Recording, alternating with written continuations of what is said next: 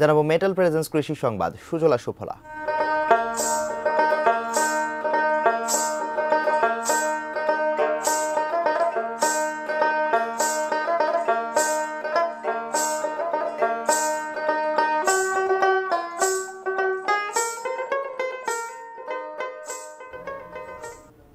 বগুড়ায় কলার ভালো ফলন হওয়ায় হাসি ফুটেছে কৃষকের মুখে। মাটি বেলে দোআঁশ হওয়ায় এই অঞ্চল কলা চাষের জন্য খুবই উপযোগী। পুরো জেলাতেই কলার বাম্পার ফলন হয়েছে। এর মধ্যে শিবগঞ্জ এবং গাবতলী উপজেলার কলা চাষের জন্য বিখ্যাত। জেলার মোকামতলা কলার হাটের সুনাম রয়েছে দেশ জুড়ে। মোকামতলার বাজারে কলার দাম অস্বাভাবিক হারে বৃদ্ধি পাওয়ায় এখন পুরো জেলার প্রতিটি উপজেলাতেই কৃষকরা শুরু করেছেন কলা চাষ।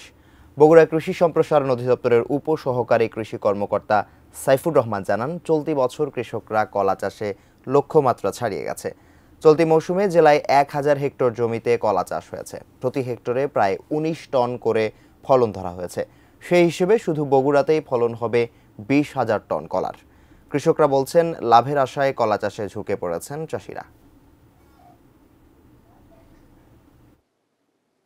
টিস্যু কালচার পদ্ধতির মাধ্যমে যদি আমরা কলার চারাগুলো উন্নত ভাবে তৈরি করতে পারি, তাহলে আমাদের মনে হয় আরেকটু কম সময়ে কলার ফসলটা কৃষকের ঘরে অর্থাৎ কৃষকরা অল্প সময়ে কলাটা বিক্রি করে টাকা ঘরে তুলতে পারবে।